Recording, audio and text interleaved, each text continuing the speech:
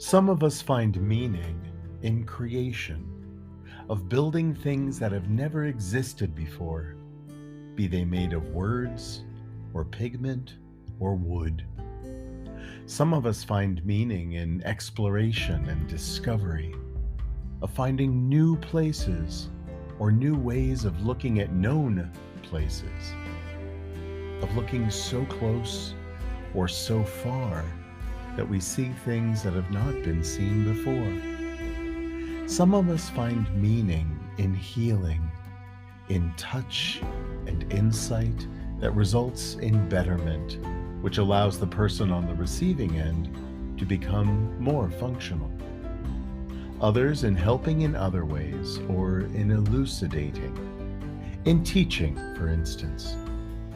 Others in communication or interpretation, in building teams, or in leading them. Heather E. Haging, evolutionary biologist. Welcome to the Lost Traveler podcast.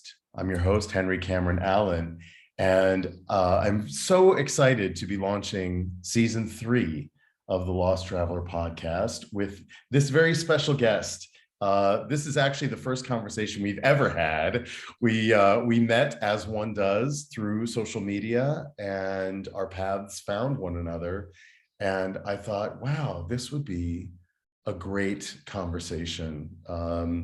Crystal Mason Chan, did I pronounce it correctly? Yes, you did. Mason, yes. Mason, and you are based in Chicago. Crystal is an author. She has 2 books for children, Bird, published in 2014, and All That I Can Fix, published in 2018, if I'm not incorrect. And she's also a diversity speaker, a race and compassion activist, a teacher, a haiku poet, which I love your poetry. I'm going to put all the links in the description. And you're the leader of a series of virtual, what would you call them? Restorative personal growth retreats. I know you have one coming up for teachers specifically. But anyway, welcome. We're going to get into all of that and more. Welcome so very much to the podcast. I'm thrilled to have you here again. Thank you, Henry Cameron. It's wonderful to be here. Thank you. So tell me about your retreats first. That seems really fascinating. And how long have you been doing them, and what is the impulse behind this one that is specifically for teachers? Sure. So as of right now, I am currently taking registrations for teachers, for exhausted teachers who are tired, weary, burned out, one or all of the above. And basically it's a retreat where they can claim their joy, process their grief, and also get in touch with their growth in these really tumultuous times. As we know, teachers are leaving the profession in droves, and the ones who aren't leaving are just at the end of their ropes. And so this is a restorative retreat for them to give them some space to even come back to what they're actually feeling and thinking. Gaslighting is terrible. Everything is fine now. The pandemic is over, right? And when people are still dealing with their losses of life and loved ones and huge things. And so this is a time for them to really hear their own voice in a way that's supportive. And they will be hopping into breakout groups and really getting a lot of that deep listening and deep receptivity from other teachers.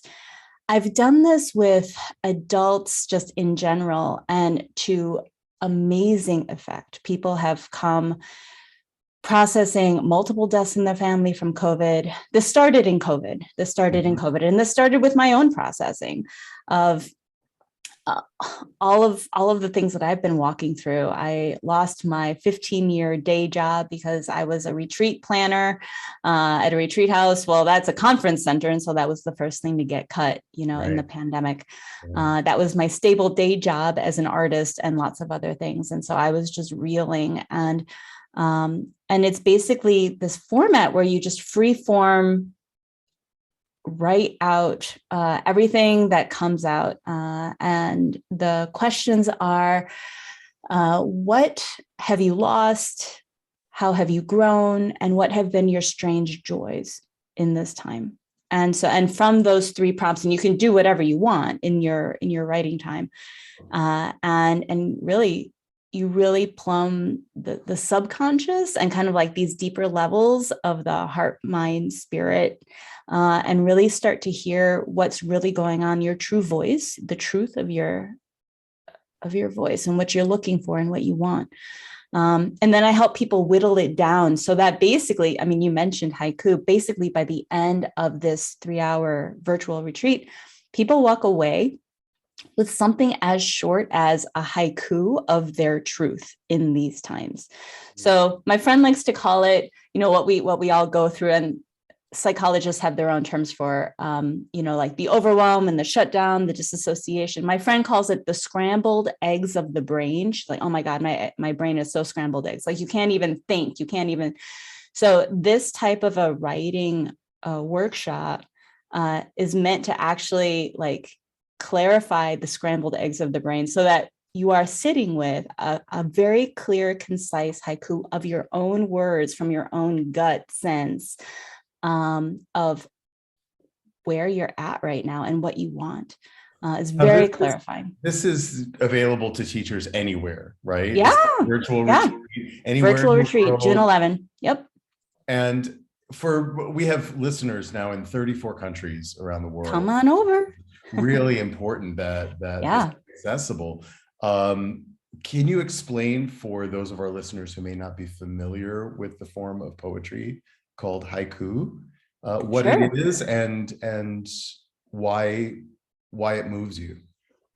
Sure. Well, a haiku is an Asian form of poetry, what we call poetry, and it has we have been taught in the United States a very rigid structure of syllables, like 5 syllables, like a 3-line poem of 5 syllables and then 7 syllables and then 5 syllables for the 3rd line.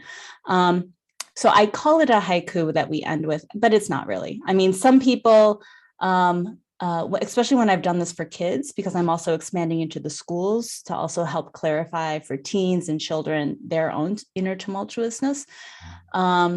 Sometimes people have come away with a condensed version of maybe 10 lines. Mm-hmm. Some people have come away with 3 words. So it kind of ranges, but the form is just, you just keep whittling it down to the essence. And it might be something, I like to call it haiku-esque, which is you just, whatever you have, you just whittle it down until you come to that inner gem of like the core truth that you're working with.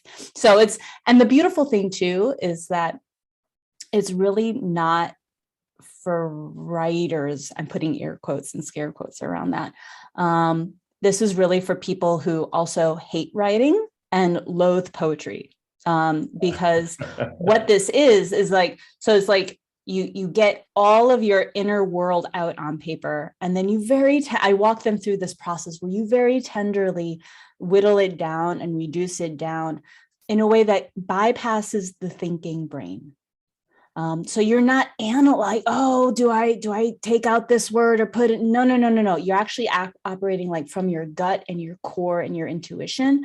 And what I tell people all the time is you don't even have to be able to explain why certain words are calling out to you to keep them. If a word is calling out to you, like, I don't want you to think about it. This needs to be done quickly. So again, you're not thinking, you're not cognitively like dwelling on this, so that by the end of it, you actually are looking at your intuitive voice speaking back to you.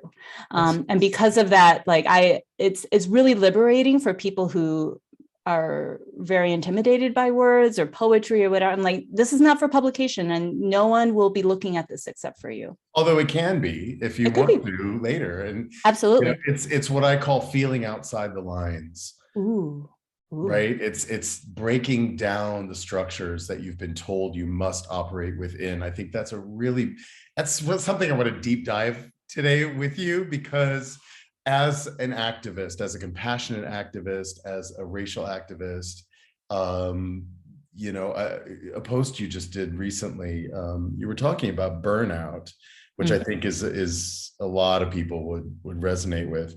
But the conversation, the post led to out of what is happening right now in the country, in the United States, the tragedy that happened in Texas. And yes, gun control is so vitally important to this conversation, especially in America. But one of the things that really stood out to me about what you talked about was that violence will find its way out. Yes. And when we look at the history of school shootings in America, which is the highest in the world, not that other countries haven't experienced it, but they have nipped it in the bud pretty quickly with gun reform. However, violence manifests in many, many different ways, and 99.9998.5% of the perpetrators of these acts of violence are young men. And the conversation that I want to have as a man, someone who identifies as male, is mental health and the raising of young men, not only in America, but in the world. We are seeing violence manifest even in countries that have brilliant gun control laws. It comes out in other violent ways. Yes. Right? Regardless of culture, regardless of how, the environment, socioeconomics, and all of that. There's something universal in our humanity that goes back generations in the way that we raise young men and women, of course, how we provide services, mental health care and services for young men and women, of course, but to zero in and focus on the issue of masculinity and how it is cultivated in a certain light that fosters often aggression and violence in the world. That's a big topic, but I don't know if we'll be able to solve it here, but at least to get it out on the table and shed some light. It's a big topic, and it's a topic I feel really passionate about. And I'm glad you want to sink your teeth into it, because so do I. Also, just to frame a little bit of my perspective, I am a cisgendered woman. I identify with she, her pronouns. And so like with the Facebook posts, which at this point, I think I posted like 2 days ago and then a follow-up the following day. I was speaking primarily about cisgendered male violence. So I just wanted to clarify that. But yeah, it's rampant and it's growing, and I've been also observing from the limited standpoint I have through American media, U.S. American media, of just again how you said that violence, like you take away the guns, there's still going to be violence. And let's take a look at, until we really take a look at the fact that it is by and large cisgendered men. And I would say, I mean, you said youth, male youth. I would also say men in their middle age have also been. Absolutely. I just meant to infer that it starts in the foundation years. Sure. But it's like, it's just women too. I grew up in a violent home, and not being a cis male and being someone who is a little more nebulous in terms of labels altogether. Yes. I don't care what people call me. He, she, I don't care. They. Sure. I also see from that perspective the effect that those foundation years have on the development of someone who identifies as male, whether they are cis, whether they are bi, whether they are gay, however they identify themselves, trans. And so it's a much broader impact, and violence does come out and aggression does come out in many other than cis men. And so that's why I think it's such an important conversation, because thank goodness we're in a time where I would venture to say most of the world right now, it is safer to address these issues. There are countries in the world where it is not. It is Yeah, that's really true. life-threatening Yep. to speak of such things or to Yep. be authentically oneself. So I just wanted to put that out there as Yeah. well. That this is so bigger, so much bigger than cis men. And you're right. It's not just youth, but what I meant to infer was that it does start in the foundation. It does start my grandmother used to say, honey, raising kids is like building a house. It's all about the foundation. If that foundation is weak from the beginning, that house is doomed to collapse in on itself at some point. Yeah. But if you have a strong foundation, you have a stronger house. And you can always go back in and reinforce and fix and repair a weak foundation, but it's very time consuming, very costly. And, why not start at the very beginning with healthier ways of building it? One of the ways that I would love to kind of dig into this then is to start at that concept of the foundation. And I realize that some people might not be all that pleased with my perspective. So if you contact me, we can have an awesome conversation and continue this conversation, because it's certainly ongoing, because the problems are ongoing and deepening. But I really think that we really devalue the role of fathers, and what are the systemic foundational problems when we have absentee fathers or abusive fathers or emotionally absent fathers or physically absent fathers, or all those things that happen, looking at that foundational point. Myself, like my own father was absent. He was present until my adolescence and then absent after that. And I have this stark experiential lived differential between like when he was there and present and then when he wasn't. And you think of like male youth violence, and you dig a little bit and you say, okay, tell me about your relationship with your dad, and like boom, you don't have to dig very deep, right, in order to get to what seems to me a direct correlation between the presence of fathers or not and the health of the fathers or not, and then male violence and how that's perpetrated generationally then. And that has nothing to even say with like societal messages or like that's just the dad, in the family. But I think that's a really important part of it. Are you familiar with the science of epigenetics? Where a little bit, I'm getting into it. To emerge into the conversation now about how we carry ancestral memory in our DNA. Yeah. And these things, whether you are born male or female, whether you identify as male or female, you're inheriting a certain degree of dysfunction from the previous generations of your family. It's like there's this very potent little vial of toxic poison that's handed to you on a royal purple velvet gold tassel down-filled pillow. And the message is, you must take this, you must accept this inheritance, and you must care for it and carry it and make sure that it's passed on to your next generation, so forth. It was handed to me and I smashed it on the ground. That's basically where my foundation, much to the chagrin of my parents.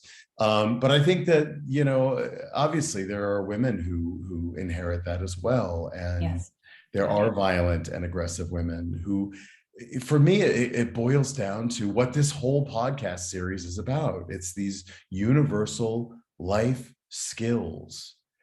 Who are the people that are charged with educating their children in universal life skills like emotional literacy, sexual literacy, financial literacy, health, nutrition, communication skills, right? These are just the tip of the iceberg. These are all the skills that every human being on the planet, almost 8 billion now, learns in one measure or another. The question is, who's teaching those skills to children, male and female?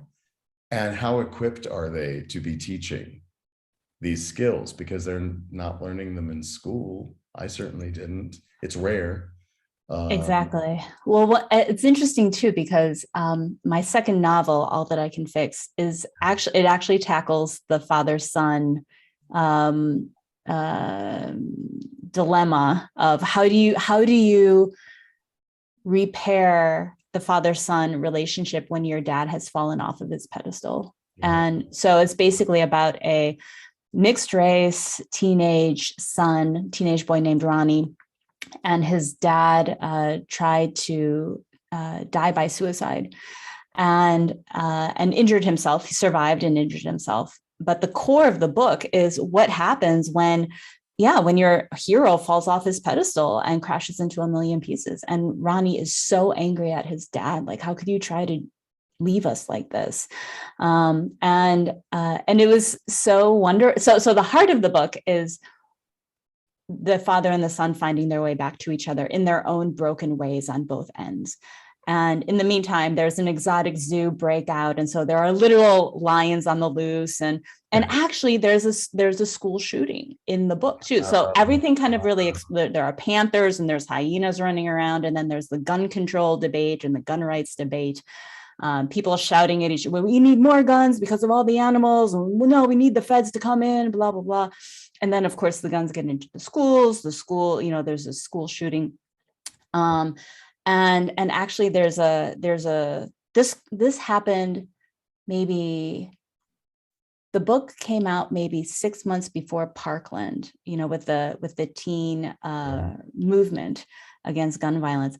But there is a scene in my novel, All That I Can Fix, about these elementary school kids having a protest against gun violence. Wow. All this happened before the headlines broke. So it was really, really incredible.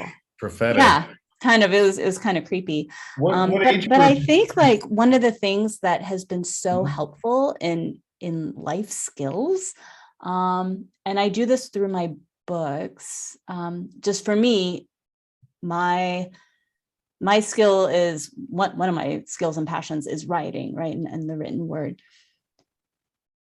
But I think that in this world, from where I stand, the most important life skill I can find is finding meaning. Like if I can find meaning in some catastrophe or some, like the shooting that happened in Texas, or, in the racism, the ongoing things that happened to me and my loved ones, if I can find meaning, that really increases my capacity for resilience, my capacity for my valuing of myself and others. And then contrarily, like when I can't find the meaning in something, I lose it. Like I lose the ground on which I stand, and so I think this capacity. Sorry? I think a lot of young people are in that position too, because finding meaning in the darkness absolutely is not a life skill that's generally taught. I mean, in certain circles, I suppose, religion certainly has teachings that are supposed to help guide. Right. But that's a whole other, that's another conversation. But, I think for a lot of people, that is where they find their meaning and is certainly valid. When we talk, first, let me ask you about your books. Is there a target audience for your books, like age range that you would recommend as a writer? Sure. So Bird technically is for elementary and middle school kids. I say that because adults love it almost more than the kids do. In fact, so it's been published around the world. And one of the coolest compliments I received was that there was this 60-year-old man who was so excited in Germany about the book that he climbed, the protagonist loves to climb trees. And so he climbed a tree. The 60-year-old man climbed a tree and had his daughter take a photo of him in a tree to send to me in the US, saying with a copy of my book in his hands, in Germany, so he was a fan, right? So, That's gotta feel good. so it kind of spans ages. And then All That I Can Fix is there's a lot of dark humor. There's a lot of swearing. There's a lot of sociopolitical commentary in it. And so it's more for teens and adults. Okay. And it was a real honor when All That I Can Fix was named both like the best book for mental health, as well as the best book for Father's Day. And so that for me was a real compliment. Obviously, I'm not male. I'm not a man, you know, I'm cisgendered female woman. And so that really spoke to my skill at being able to kind of tap into the male psyche. And even some of the, you know, when I go into high schools and talk about the book, you know, I have this long line of teen boys waiting for me to sign their book. And many of them have said, like, this is the best book I've ever read. And so that was actually how I got the teaching position as a university faculty writer, artist in residence, because somebody had said, like, the chair of the English department got hold of my book and was like, how did you slip into the male psyche so much? This man was maybe in his upper 50s, lower 60s. And he said, you nailed the father-son relationship. And in fact, so bad that I had to put the book down a couple of times because you were talking about my relationship with my dad. Oh. And then he's like, can you teach this to our students of like how you can slip into somebody else's shoes? And so that was how I taught that. Sometimes a question like that can open whole worlds for other people, you know, and that's why it's important to recognize moments, because a whole world can shift in a moment. We look at times like these, and let's face it, the world has always been in chaos since humans arrived on the scene, or were dropped here, or however we got here. You know, the world has never not been in chaos. And if there's anything that I know to be true as a life skills educator, as an artist, it's that we are resilient beings and we are innately creative beings. And when we can take a half step back and recognize that with every challenge comes an opportunity, right? Yep. And then we start to self-evaluate, okay, where are my life skills lacking? What didn't I get at home? What didn't I get at school? Because you can always go and learn. You can go to a retreat. Absolutely. You can go to a workshop. You can find somebody. You can listen to these podcasts. I'm finding experts. No one's an expert in all life skills, but the people that I'm finding, very randomly in most cases, are people who have centered their lives around developing an expertise in one life skill or another, or multiple skills. And these are the conversations that I'm trying to be a helper in this world, to help guide people toward the understanding that they're the powerful ones. Yeah. Listeners, you're all the powerful ones. You have it all in your own hands. But there's no shame in admitting that I don't have the skills I need to progress in a healthy way. So let me go find them. Let me go find an expert. Let me take a workshop. Let me talk to a mentor. Let me find the way. That we're really good at that, aren't we, as humans? I love that so much. And I would also like to add, for a life skill, for me as a mixed race, biracial woman in the US, where racism, like, you can't lift a rock without finding racism. I mean, it's everywhere. Yeah. One of the life skills I've found in navigating this country is really finding ways to like reconnect to my humanity.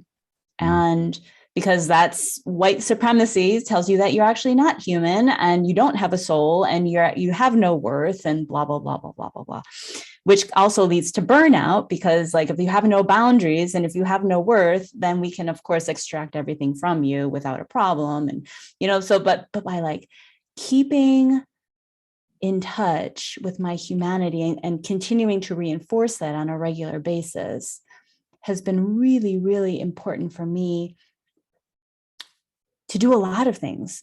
First is to re-educate myself and to keep growing, because part of my humanity that I have found is to part of being human is having limits. I don't, exactly what you were saying. I don't know everything. I don't have all skills. I had some benefits growing up. I had some setbacks growing up, and like, how do I nourish what needs to be nourished? How do I set down what needs to be set down? But also, that's also the human experience. Like, no, I don't have it all. And nor will I be ashamed that I don't have it all. That's right. That is part of the human experience. And so I find that, like, in really claiming my humanity, I claim my limits. And I think that is a part of my own self-compassion, in saying, like, hey, like, right now, I cannot deal with the news headlines, or I cannot deal with this relationship right now, or I cannot deal with this part of this trauma triggering, blah, blah, blah, blah. I am a human being. I have limits. And that's part of the human experience. And so I actually come together regularly. Speaking of retreats, I don't just do retreats. I call together also care communities, what I call care communities. And part of some of the many care communities is just like a one-on-one with a friend of mine. And she's a woman of color. And we meet every week to talk about the white supremacy and racism that we've had to endure this past week. And it's a wonderful, supportive way for us to name it and then to put it down, and to do it in community, a small community of one-on-one, but where it's not, you're not alone in this, and we get to reinforce each other. And actually from that men's conversation that I've been hosting on Facebook the other day, of white men and anger and things like that, there were a couple of white men who said, like, I would be kind of interested in coming together in community with other white men, so that we can give each other some strength and solidarity and just kind of like acknowledge the shit together. I don't know. It's a little scary. The thought of that is a little scary to me. They named that too. They're like, and there's a huge current against that, because it feels so feminizing and it feels like talk therapy, and I don't really want to do that. We had a wonderful conversation on Facebook about like all of the different ways that our culture trains us to not connect with each other. And when we are not connected, we are weaker. Even though there's this, I am an island, I can pull myself up by my bootstraps.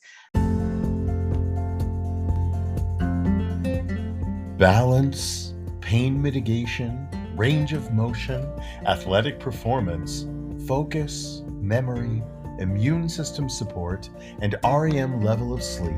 All this and more made possible affordably with no pharmaceuticals, no injections, or invasive treatments. Just socks, insoles, and patches made stronger with the tactile patterning of Vox Life products. Scientifically proven to work and guaranteed. Now in the USA, Canada, and the UK. Visit www.dianedinkmeyer.voxlife.com. That's Vox, VOXX, Life. You'll be glad you did.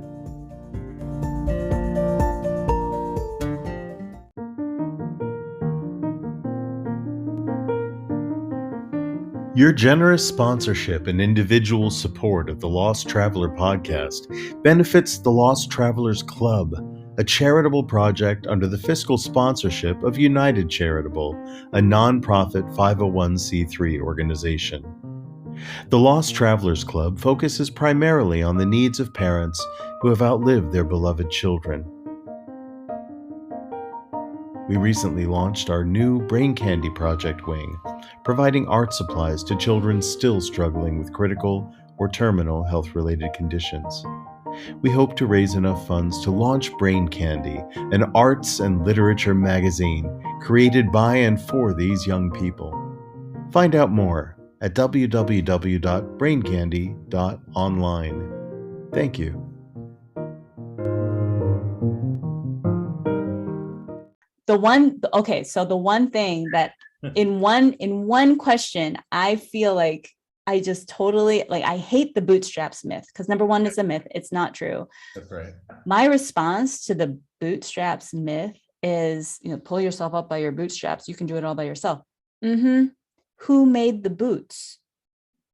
That's right. Not you. You are connected, whether you want to be or not, and whether we say you're connected or not. Those boots are not yours. Somebody made those boots. So you might think that you're doing everything by yourself, but actually you are connected to a broader society, to a broader community, to a broader system, again, whether you want to be or not. Well, and we are all connected. That's the point. When we're having these important conversations about race in new ways, in ways that we have not yet met. And you're right, it's so messy, and we're trying to find our way and navigate. People will look at me and they will point at me and say, "You're a white man." And that brings me back to when my ancestors immigrated to America, and the different races were separated as Irish, Italian, Hebrew, African, Asian, or whatever, right? So where does this new idea of race and division come into the conversation today? I've been doing a lot of studying on my own genealogical path of my ancestors, my own DNA, and I've been able to deep dive back into my African roots. I know the tribes in Kenya and Tanzania that I sprung from thousands of years ago, that my ancestors, my people, came from. I have a couple of birthmarks that are just, patches of melanin on my skin. And my grandmother, who's, Eastern European, Romanian Jew, she said, "That's what's left of your Africa." Now, I don't get followed around when I walk into a store. I've lived in a world of privilege. That wasn't always the case with Jewish Americans. Sure. It had a lot to do with the state of the world when I was born, right? There was a time when Jews were not allowed into white society, into the country clubs, into the stores and social cliques and things like that. And because European Jews are fairer skinned, that was sort of the shield. That was the way for us to get in. And I think that the culturally a big mistake, and I've talked about this a lot, at large, of course, not all Jews did this, and there were many, many Jewish people who were at the forefront of the civil rights movement, linking arms as they should have been. But so many did not say, "Thank you for allowing me into the club, but you know what? I'm not going to come in unless everybody gets to come in." Yeah. Right. So I think we all bear a certain responsibility to how far things have come, how we identify now in the world. And again, given the privilege that I had of growing up globally, I don't feel like an American citizen. I am an American citizen, but I feel like a global citizen. And I have brothers and sisters of every shade, of every culture, in every part of the planet. And so I tend to look at it a little more broadly from a human, we're all from Africa lens, even though we don't experience it the same way. That's so true. How do we get back to experiencing it the same way and guiding one another and ourselves toward a broader lens, if that's even possible? Not to put you on the spot with that. No. I mean, that's kind of the question, right? I mean, how as a biracial person, do you find that the different races that you emerged from in your ancestry, do those cultural backgrounds color your experience? Oh, absolutely. With racism, and how do you navigate that? Yeah, it systemically colors my experience with racism in the United States. I'm also recognizing that racism might look different in other countries. Or manifest itself in other countries. So I'm speaking primarily for US racism, which is what I am fortunately or unfortunately, most familiar with. Yeah. So my dad is a Hong Konger. My mom is I think she's 100% Polish immigrant, like through her family line, Polish American. And your listeners can't see me, but I look very ambiguous, and many times can pass more for Latina than anything, and often do. Like I walk into a Mexican restaurant and people, the work staff come up to me and they speak to me in Spanish, and it helps that I know Spanish, Spanglish, right? So I oftentimes pass, and it's an ongoing dialogue of my own racial identity as opposed to like what seems to be a very fixed and stagnant racial conversation in the United States. Because my lived experience of race is that it is fluid and it is always fluid. Yeah. And that for where I stand and my life experience, I think it will be fluid until the day I die. For instance, when I go into any room, people will see me how they wish to see me. White people choose to see me as white. They like to call me Crystal. POC choose to see me as Asian. They call me Mei San, my Chinese name. It says more about them than it does about me. And I've started to learn that, like however people choose to react to me. Latinos or Latinx choose to see me as Latina. Some people even call me Greek or Russian, which I have no idea because I have a very Asian nose. I'm like, I know. Listen, people look at me and they think I'm Saudi Arabian or Syrian or right. even Indian, and and I'm none of those things in my DNA. I don't even have, even though all my family came from Eastern Europe on both sides, I have no Eastern European DNA. For real, though. It is. It's Roman and Central European. But those stories have been lost, right? Being that it's so part of your present persona as you navigate as an artist, as a teacher, as a person in the world. I noticed that in your books, you don't use your Chinese name. Correct. Well, my Mei San, my Chinese name, has been a new emergent part of my identity. I would say I started to claim and go by Mei San maybe as recently as 2 or 3 years ago. When I realized like I am constantly in a state of racial flux.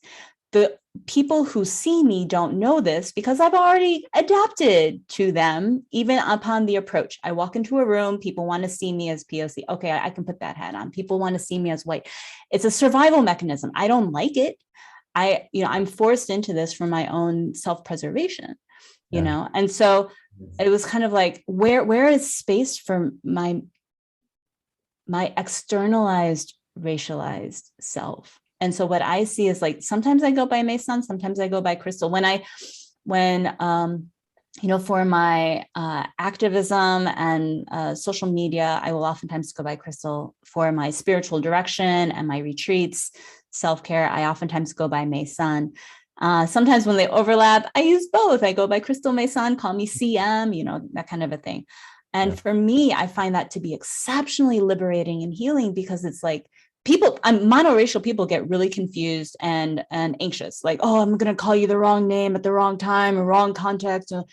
And in some ways that feels so right. I mean, not that I'm happy that they're anxious or whatever, but it's like that they're monoracial folks.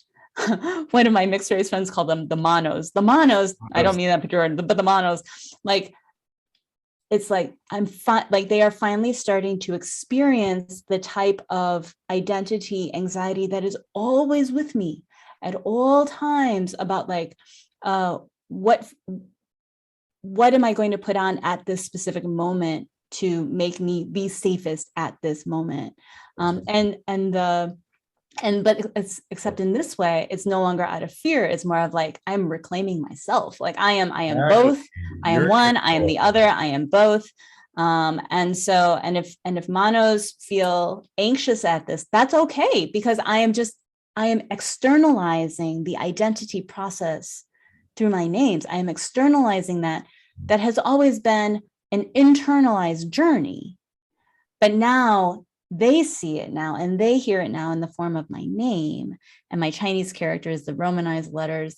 And in that way, it's a part of educating the monoracial folks about the fluidity of what this is like when I'm constantly putting on different hats. Absolutely. And this is so important right now in our time, where fluidity is emerging as a natural state of being for all humans. That it is not set in stone. There really is no monochrome in the world. True. It's not anymore. Maybe there was at one time, but maybe. And I would even argue maybe never really. Tried to be created, right, to keep people divided and superior, inferior. But we see it now even with gender. Yeah. And it's echoing the same resonance for me as people who are claiming for themselves, this is how I identify. And I get to call the shots as to how people recognize me in the world. Yes. And if they have a question, what do you prefer to be called? They can ask. And you can teach them, you can tell them, right? It's as simple as that. People try to make it so complex, but they overcomplicate things, don't you think? Absolutely. And I think too, the part for me that is so liberating in terms of my identity, and do I call you Crystal or Mason or Crystal Mason or, whatever. I am no longer feeling the need to apologize. And like, oh, well, apologizing for what hat I'm putting on at what time or what name or this and it's, or apologizing for their discomfort or trying to like maneuver to make them more comfortable. It's like, if you feel uncomfortable, that's your own journey. That's also down to the individual. That's also down to the individual choice. I don't think it's any longer a broad spectrum cultural phenomenon. It's not like the 50s and 60s where there was no representation. Right. Whether you were Asian or Black or Jewish or, Indian or whatever, Native American, Indigenous, there was no representation at all. Now we have representation. Right. Well, we have growing representation. And like, for instance, for me within the United States, the thing that hurts, and I know like, my viewpoint is mine alone, right? I'm not speaking for anybody else, but in the U.S. Census, the most recent census, the Asian community is the fastest growing community in the United States. Mixed race Asian children are one of the highest growing demographics of children being born. And yet we're still saying, and again, I apologize. Maybe I don't apologize. I don't apologize for, if this makes people feel, actually, I don't apologize if this makes you feel. But something to think about, is that we are still saying Black and brown communities. That's right. Where is the Asian in this? Like, why do I still have to erase myself even within POC communities? Why don't I get named? Like, even, and I'm not even talking mixed race Asian, I'm just talking Asians. Why is the Asian part, and this is so ubiquitous in our country, where we say white communities and then Black and brown. Black and brown people need to be acknowledged. Absolutely. I will fight for that. And where's the Asian community being recognized? Why are we folded into brown? And my skin is not brown. It's not close to brown. Why are we not being recognized? So when you say like there's a higher visibility, in some ways there's a higher visibility, and yet there's this huge like elephant in the living room, even within the POC community. Like, can we talk about Asian communities here? Can we be recognized? Like, that's really painful and then at the same turn, in the next breath, my Black and brown siblings will say, oh, my son, but you're, we are your family. You're one of us. And it's like, well, then I'm the invisible family member. You're the middle child. Like, let's talk about that. Let's talk about that. Yeah.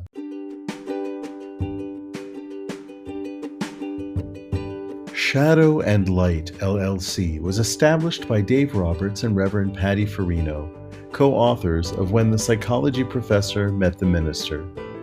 Their mission is to empower individuals to transcend life challenges by integrating spiritual practices with psychology to achieve peace. They are available for individualized spiritual counseling, virtual or in-person presentations and workshops to universities, organizations, and other interested groups, virtual or in-person book club meetings. For further information, go to psychologyprofessorandminister.com. No, it's so important, and it's a layer of the spectrum that I hope we are moving toward not having to talk about that at all, and really recognize our universality as Homo sapiens. That's our race. That's our species. We are Homo sapiens, all of us. We all bleed. We all long. We all love. We all feel, and yeah. That's my dream. That's not only my dream, but I would love to see a day emerge when all of the alphabet soup is erased, whether it's BIPOC or LGBTQ plus or whatever categories, whatever boxes we keep trying to shove people into. I have Black friends who don't identify necessarily with Africa as their root. So to be called an African American, it hits them in a certain frequency that doesn't feel true or comfortable for them. I have no relatives from Africa. They all came from the Caribbean, right? Or and I'm sure it's the same and even more complex with mixed race folk. And so when, and this is a question for you, when do you see that being transcended, where we can just look into one another's eyes as fellow human beings and say, I see you for who you are as an individual, what you're bringing to the table, not the color of your skin, not your cultural ancestry or the geography of what part of the country you live in even? That's a great question. My gut reaction is that I'm not sure if we can transcend it. I think we can make progress, like a critical part of the progress is when we really take a deep dive within and say to ourselves and answer for ourselves the question, how much am I willing to sacrifice so that that vision can be possible? Because that vision will not just happen. There is no magic wand. I have racism in myself. I have sexism in myself. I have all the things within me. And I mean, I've been in therapy for at least 15 years. I know how hard it is to change myself. And that's when I want to change, right? And that's just me as one individual. And we're talking about societal and global. It's like, hello, how much are we willing to sacrifice? How uncomfortable are we? How willing are we to die to our old paradigms? How willing are we to be not even severely uncomfortable? How willing are we, going to put ourselves on the line to sacrifice?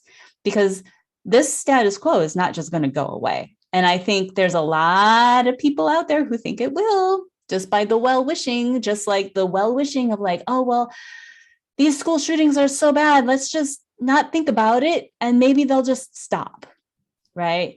Or, this misogyny or like these killings of trans people, that's just so bad. But maybe maybe they'll just stop, and that's actually what has allowed all of this to fester, is by inaction of well-wishingness. Well, and it's And also been a very, very deliberate media driven, and sure, who's behind the media messaging that goes out to the broad public. And it starts in early childhood, sure. all of these teachings.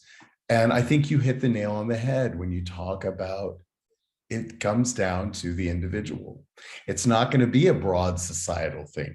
I cannot be personally responsible for the actions of any other human being on the planet, but I can be personally responsible for my own actions, my own words, my own deeds in the world, in the way that I treat others, right? And so I think this is why my call, the hill that I want to die on, is life skills education, universal life skills education. What do I need to ramp up? What do I already have proficiency in that I can maybe show others just by doing it, just by being it, being authentically who I am in this moment, where I am? Because if anyone has an opportunity to witness your authenticity, as messy as it is, and my authenticity as messy as it is, they effortlessly, automatically have permission to do the same, to go on that journey. They may have a different skill to learn, but permission is a powerful thing. And I think it's in the individual recognition of responsibility. And so many of us don't have those skills to be able to even recognize that it's about that and not about culture, not about government, not about religion, not about spirituality, not about gender identity or sexual orientation or preference. It's all about you as an individual. And I think when we start seeing ourselves as a whole person in this moment, right? Because I know I can't be any different than I am right now. That expression, nobody's perfect, has come up in my life more times than I care to even about. The first time I remember, I was in 4th grade and I had drawn a picture and my teacher came up and I didn't like it. I crumpled it up and I threw it across the room. I was sitting there with my arms crossed and a little storm cloud over my head. And Mrs. Ardeline, my teacher, came up and put her hand on my shoulder and she said, "Oh, Henry, nobody's perfect." And I looked up at her and I was like, "What?" Mrs. Ardeline, how can I be any different than I am right now? And doesn't that mean I'm as perfect as I can be right now? She didn't get it, but I still get it. I'm 56. And I still believe that you're as perfect. We are as perfect as we can be in this moment. Who knows what the next moment holds, right? We can't go back and change anything that's gotten us to this moment, but everything prior to this moment has led to this conversation, you and me, and whoever's listening. So true. Right? Everything. And we've survived it all. Everything that the world has thrown at us, whether it's misogyny or racism or poverty, has gotten us to this moment. And if we authentically love ourselves in this moment, or find things to love about ourselves and recognize our wholeness and our perfection in this moment, that's the springboard for even better tomorrows. Yeah. Sorry to go off on a thing, but that's what this whole conversation inspires me, because you're saying it all. This journey that you're on is going to resonate with so many people, and does, I'm sure. Hi, I'm Yvonne Johansson, and this is My Little House. My Little House is an interactive, multisensory educational felt toy that I invented to help develop children's language skills. I love My Little House. I've been working as a speech therapist for over 20 years. So then I just thought, wouldn't it be great if I could just take this one-dimensional board and make it into an actual three-dimensional toy? How cool would that be? That's the idea behind My Little House. You can spread it out flat like a 4-panel felt board, or here's the cool part. In the blink of an eye, My Little House easily converts into a 3-dimensional reversible house. My Little House comes with 36 felt cutout pieces that match outlines in 8 colorful rooms. And they're felt, so they stick. Each piece inside My Little House has been placed with purpose. But My Little House isn't just for kids on the spectrum or with significant disorders. It's also for typically developing 2 to 5-year-olds. It's a fun toy. I always say to my kids, when you get stuck, you have to ask for help. Can you tell me what you see on top of the refrigerator? Apple. I know that My Little House is going to make a difference in thousands of children's lives. I just need your help in getting it out there. Thank you so much for listening. For more information about My Little House, My Little Farm, My Little Zoo, and other smart felt toys, visit www.smartfelttoys.com. Tell me about, give me 3 practical tools, life skills, practical tools that you know that have worked for you, that maybe a listener who doesn't quite have those particular skills can walk away with and apply or try. Wow, so good, so good. Putting me on the spot. Let me see. Yeah. All right. I think that a really important life skill, at least in the United States, and I think in some other countries as well that are increasingly polarized, a number of European countries, and honestly, our whole world, this is okay. So this applies to a lot of us, my siblings. Yeah, I'd say most. And it might be kind of like the new curse word or the taboo, but I'm going to say it anyway, is humility. I think humility is really important, because the fact is, like, yeah, I'm a justice activist, I'm a compassion activist. I'm also human, and I don't know everything. And I'm going to say the wrong things, and I'm going to use wrong terminology. And because I'm human, and I'm not going to know it all, I'm going to make mistakes. And I think there's this thing about if I am a completely full and complete human being, then that means, like, if I mess up, like, what does that mean about my fullness and my completeness? So there's this conversation, this ongoing conversation between, like, me being valuable. I can be so valuable and so precious and still really mess up. Like, those are not exclusive.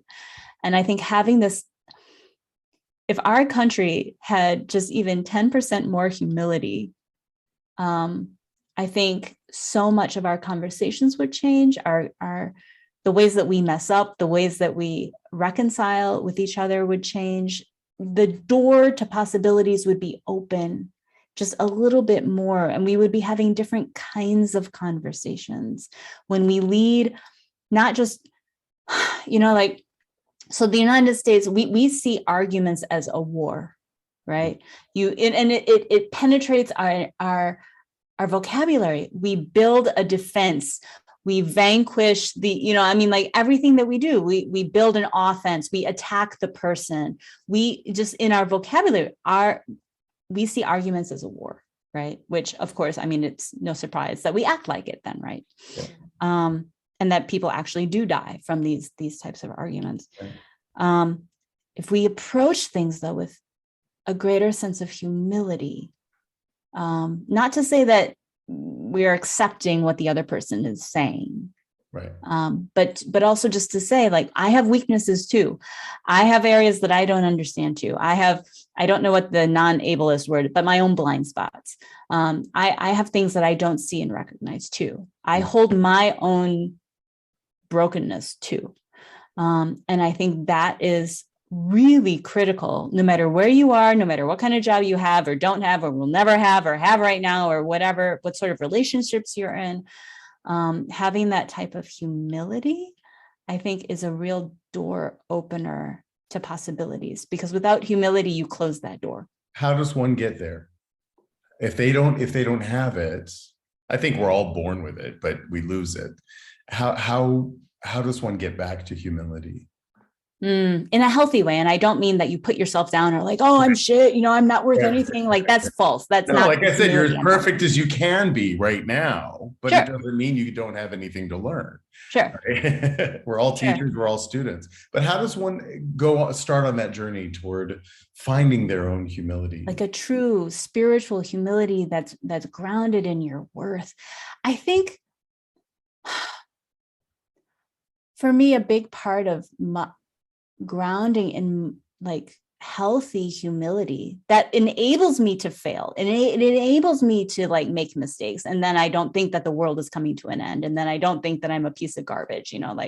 Like healthy humility is really grounding myself in my full humanity, and also understanding that, and this is where my spirituality comes in. So I consider myself to be spiritual, but not religious. I used to be Catholic. I have Catholic roots and Buddhist roots and things like that. But I really do think like connecting, like understanding that I'm connected to something greater and intrinsically beautiful, and intrinsically that is love. Like when I'm connected to that, and when that connection is solid, and in like that is the secure attachment part of me to like the numinous, that actually means I can be as small can get, and I am still so valuable, which means I can make mistakes and I can still be valuable, which means like the world isn't going to fall apart if I make a wrong decision, or if I end this relationship and I made the wrong decision in that relationship. Like, that's okay. Get up, pick yourself up, move on, because guess what? You are still valuable. Or if somebody says, I disagree with you, like if I get all sorts of emails from people like, oh, Mason, I totally disagreed with you on this podcast and blah, blah, blah. Like having that humility says like, okay, thank you for showing me like another perspective that I haven't recognized. I'm not in that place of defensiveness, because my existential self is grounded in my own worth and preciousness. Does that make sense? It does. Complete sense. Absolutely. All right, give me another one. Yeah. And I think again, like for me, one of the things that has been so important in the constant repair work from white supremacy, because, it comes in all the time, right? Yeah. I see it as, for like the care retreats that I'm putting on and whatever. I think that it's a real fallacy to think that we need to address racism, sexism, misogyny, white supremacy, like, and a one and done. It's like, this needs to be ongoing work. I liken it as to like, what would it be like if you never took out the garbage? Like, imagine what your house would smell like. Imagine the critters. Imagine like the disgustingness. That's what happens on the inside of our souls when we do not take out the garbage of white supremacy on a regular basis. This needs to happen on a regular basis. And not only that, I mean, if you do that by yourself, I can guarantee you, and ground yourself in your full humanity on a regular basis, I guarantee you will feel the effects of this, like in a good, positive way.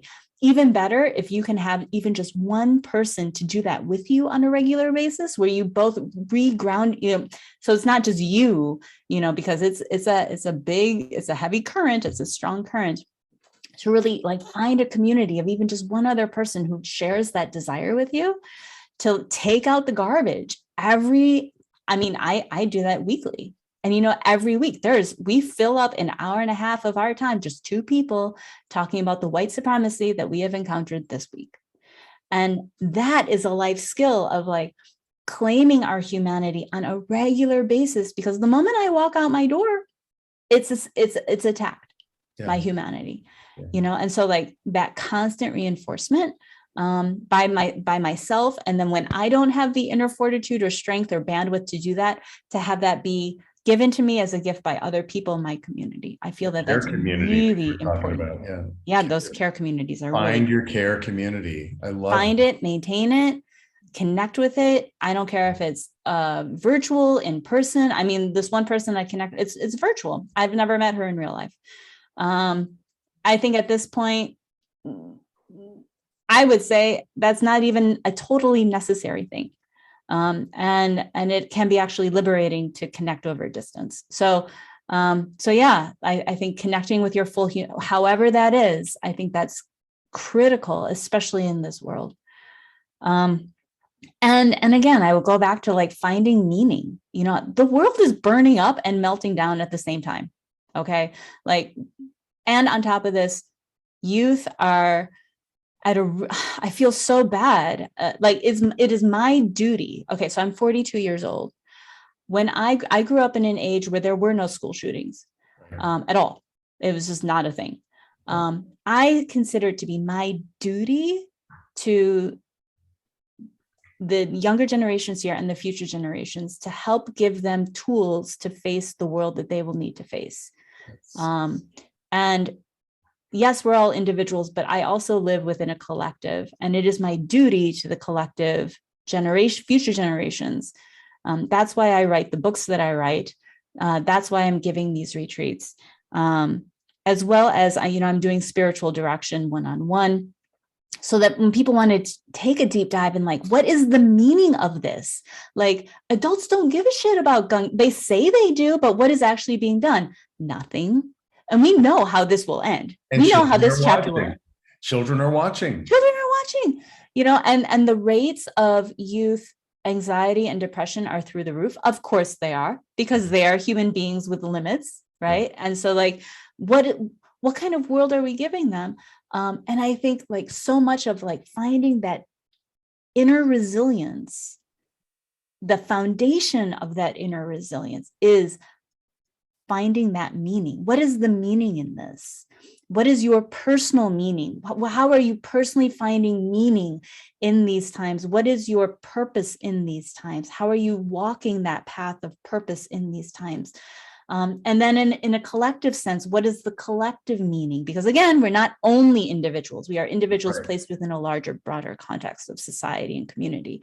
What is the communal meaning here?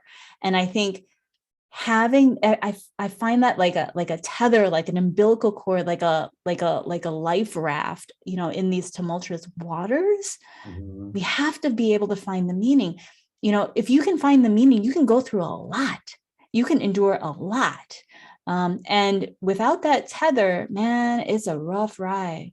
So I would say those three things: humility, claiming your full humanity, and finding and then remaining connected to your deepest meaning, I think would be, and as you know, it's nothing that's really taught in school, so these things are all in the trenches of life. But I would say those are the things that have helped me the most.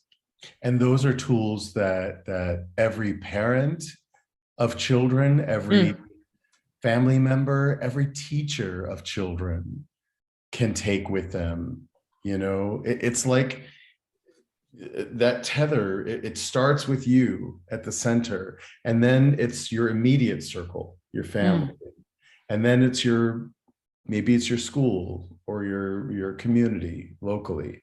And then it's your state, and then it's your country. And then it broadens and broadens and broadens until it envelops the entire world. Yes. And I think that for me, you're absolutely right. It hits all the boxes, it ticks all the boxes, as they say in England, of process. It is a process. Nobody's going to have an epiphany in a moment that's going to change the entire world in an instant. But it starts with the individual, and then it has a ripple effect. Yeah. Right? I am so happy to have had this conversation. This hour plus has just flown by. Again, listeners, I will put all of the pertinent information and how to reach our wonderful guest in the description, along with a general bio and links. So thank you. Thank you so much for your time, for your energy and your wisdom. And let's do this again sometime. I would love it. This was a fantastic conversation. You got me all revved up too. Yay, good. That's what I hope to do.